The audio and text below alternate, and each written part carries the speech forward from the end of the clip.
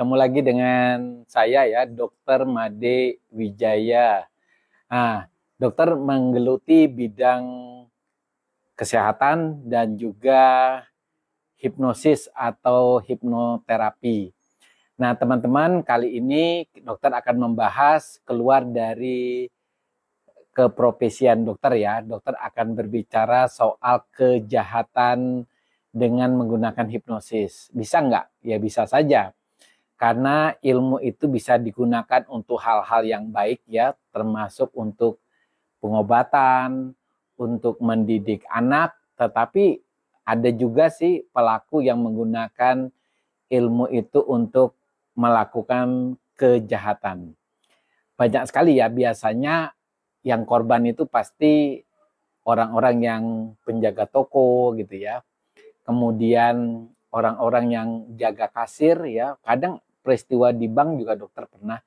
Tapi teman-teman yang mungkin dalam perjalanan misalnya di terminal gitu ya, tempatnya rame ya. Tapi kan teman-teman biasanya berangkatnya sendiri, duduk sendiri. Nah, inilah yang biasanya menjadi sasaran kejahatan hipnosis. Jadi seorang yang hendak melakukan kejahatan hipnosis biasanya dia melakukannya dengan kondisi-kondisi tertentu. Misalnya, biasanya penjaga toko yang sendiri, ya, biasanya ini ya, jarang tuh orang melakukan hipnosis, melakukan yang penjaga tokonya misalnya 2 atau 3 gitu ya, atau petugasnya banyak misalnya di bank, tapi kan kasir itu biasanya dilakukan oleh satu orang. Jadi satu tempat transaksi itu biasanya satu kasir. Nah, ini juga tempat-tempat yang rawan ya. Teman-teman yang misalnya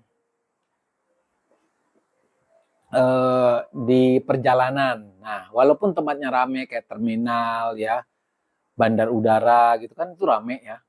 Tetapi teman-teman kalau berangkat sendiri itu juga rawan ya, karena ketika orang sendiri biasanya didekati oleh orang yang punya motif melakukan kejahatan hipnosis. Nah, toko-toko yang sepi pelanggan itu juga biasanya rawan dengan kejahatan hipnosis. Karena apa? Karena biasanya penjahat ini atau pelaku kejahatan ini biasanya dia mencari toko yang sepi, karena ketika dia melakukan percakapan atau melakukan mulai awal kejahatan kan butuh waktu. Minimal kejahatan itu bisa dilakukan 15 atau setengah jam sebelum dia melakukan tindak kejahatan, dan dia akan kesulitan kalau pelanggannya banyak, karena biasanya si korban itu akan fokus di beberapa tempat, dan ini yang tidak disukai oleh pelaku kejahatan. Jadi teman-teman ya, biasanya korbannya itu kalau kita ambil kesimpulan adalah orang yang kasir atau penjaga toko yang posisinya sendiri. Yang kedua, toko itu nggak rame atau sepi ya. Yang ketiga, biasanya dia melihat ada CCTV atau tidak. Ya. Kemudian orang yang dalam perjalanan jauh ya, di terminal atau di bandara, tetapi posisinya dia biasanya sendirian ya, atau mandirilah. Nah, teman-teman, kenapa kejahatan hipnosis itu bisa terjadi? Karena sebenarnya gini, pikiran manusia itu kan ada pikiran sadar dan bawah sadar. Kalau kita bicara pikiran bawah sadar ya, biasanya dia mulai menyasar orang-orang dengan pikiran tertentu, misalnya merasa kesepian gitu ya. Kemudian kalau seorang yang melakukan kejahatan hipnosis, dia biasanya tekniknya pintar ya. Dia menguasai teknik hipnosis, dan biasanya teknik itu disebut passing leading atau mirroring, matching dan mirroring ya. Di mana teknik ini bisa menurunkan gelombang pikiran seseorang. Jadi biasanya kan kalau kita menjaga toko, kita penuh dengan kewaspadaan ya. Biasanya gelombang pikiran kita itu adalah gelombang pikiran yang disebut dengan gelombang beta. Ya, dimana kalau orang berada di gelombang beta itu waspadanya luar biasa. Ya, Tapi dengan teknik yang dilakukan oleh si penjahat ini, gelombang pikirannya bisa turun loh ya, dari gelombang alfa ke gelombang theta. Nah, kalau seseorang di gelombang theta itu orangnya mengalami kondisi yang disebut trans ya, dalam hipnosis itu trans ya, di mana pikirannya mulai mengalami relaksasi dan fokus.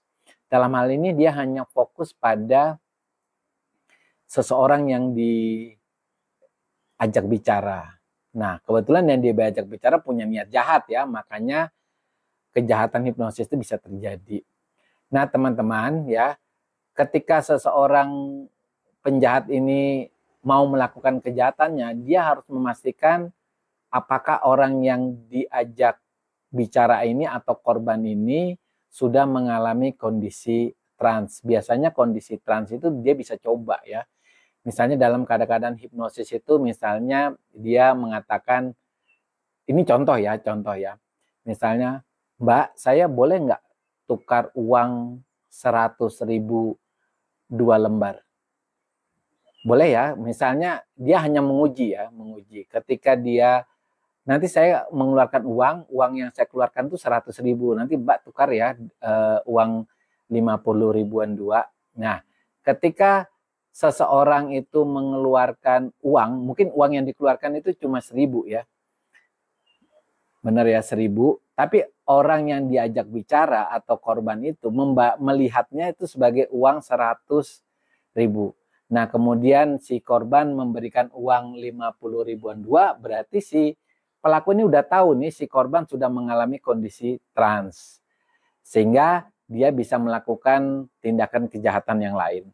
Nah, tetapi ketika si korban ini tetap melihat bahwa uang yang dikasih uang 1.000, maka dengan secara otomatis si pelaku itu akan mengatakan, oh ya saya minta maaf ya, saya pikir uang 100.000 ternyata uang 1.000.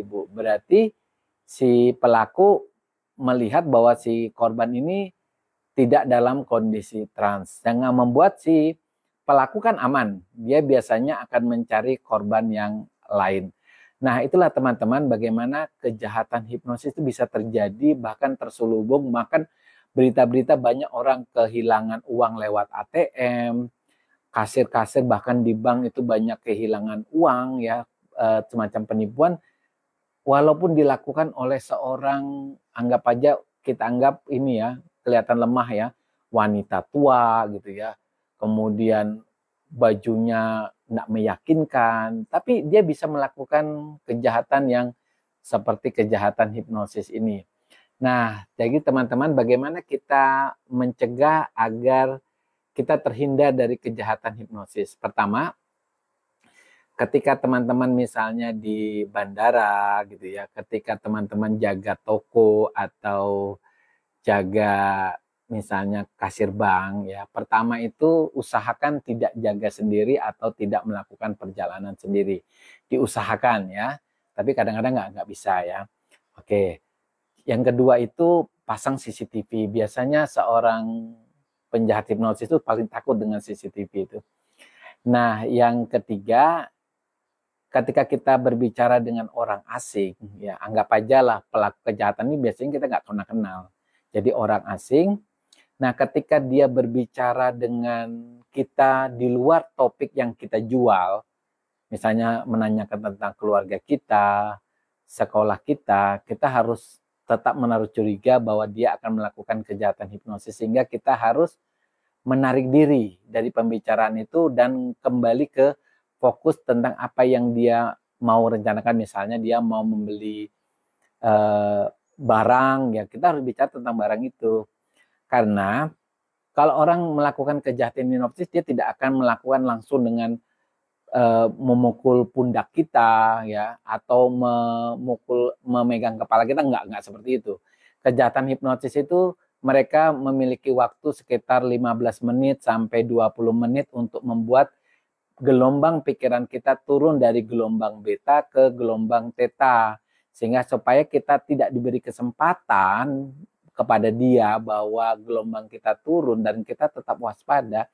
Makanya kepada orang asing, apapun pembicaraannya jangan berbicara tentang hal yang pribadi banget ya. Jadi kita ajak aja bicara tentang apa yang dia perlukan. Misalnya ketika teman-teman di terminal ada orang tidak kita kenal tapi sok akrab gitu, sok kenal, ingat waspada tetap ya. Tetap karena ketika kita mulai curiga, kita mulai waspada, biasanya gelombang pikiran kita tidak akan pernah turun ke gelombang theta. Jadi kuncinya apa? Waspada, tetap menaruh curiga kepada orang baru yang sok akrab, sok kenal gitu ya. Oke teman-teman, demikian. Jadi teman-teman tetap waspada dan tetap semangat.